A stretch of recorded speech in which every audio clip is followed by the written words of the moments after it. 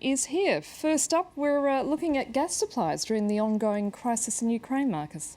Yes, we are. Hi there, everyone. Vladimir Putin has said that Russia has no plans to halt gas deliveries to Ukraine. But the Russian president also reiterated that state-owned Gazprom could ask Ukraine to pay for its Russian gas supplies up front.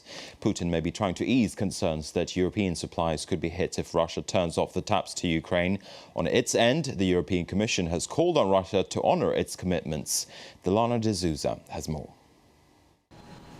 Russia's gas exports to Ukraine are once again back in the spotlight. Moscow is calling on Kiev to pay $2.2 billion, sparking fears that Russia could turn off the taps. It last happened in the dead of winter in 2009 when supplies to Ukraine were disrupted for 2 weeks. That action also hit EU countries that depend on Russian gas through Ukrainian pipelines, including Bulgaria and Slovakia. This time around, Europe says current gas supplies are at a comfortable level. There are around 37 billion cubic meters of gas in the EU's underground storages, and this is nearly half of the capacity we have. Gas from Russia currently provides half of Ukraine's energy needs and around 30% of Europe's supplies.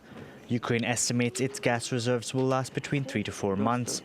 The Ukrainian government says it's in talks with German and French gas companies to shore up supplies. After Gazprom hiked prices for Ukraine by 80% at the start of April to $485 for 1,000 cubic meters, that could be a cheaper option.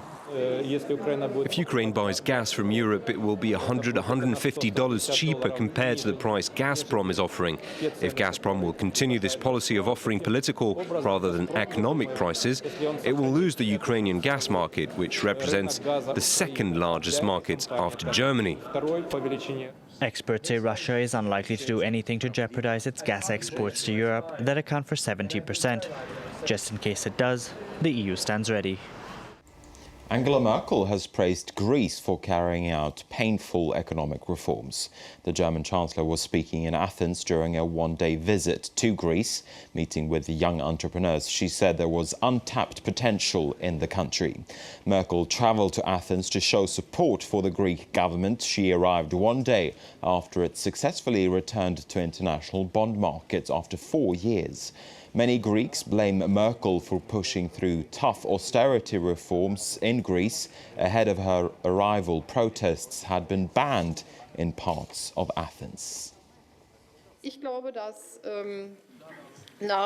After all the necessary reforms and all the structural reforms that will be necessary in the future, Greece is acquiring more opportunities than difficulties, despite the fact that there is high unemployment and people cannot perhaps see the growth that is underway yet.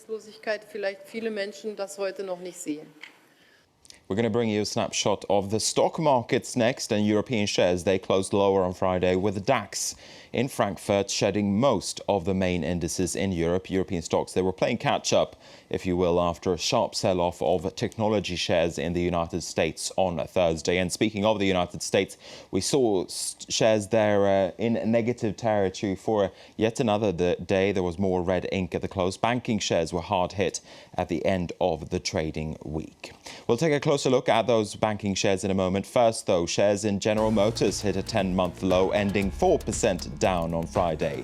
It came as ratings agency Standard & Poor's said it could hold back a credit upgrade due to a recall scandal. A U.S. Senate committee said that the same scandal had exposed failures within the system at GM. GM launched a recall in February this year over a problem with a faulty ignition that's been linked to 13 deaths. It's emerged that the car giant knew of the problem as far back as 2001. Shares in America's biggest bank lost 3.6% during trading on Friday, leading banking shares lower. It came as JP Chase reported a 19% drop in first quarter earnings. The bank posted a profit just shy of $5.3 billion for the January to March period, below expectations. The bottom line was hit by lower revenues from bond, currency and commodities trading. The story was different, though, at JP Morgan's rival, Wells Fargo. Its first quarter earnings surged 14% to $5.6 billion. The bottom line was boosted as the lender said it's losing less money from mortgages turning sour. Now, Wells Fargo, which is America's biggest mortgage lender, have been trading higher on Wall Street as a result of that earnings report. OK, that is the business news for now. It's back to you, Annette, for the rest of the news. Thank you, Marcus.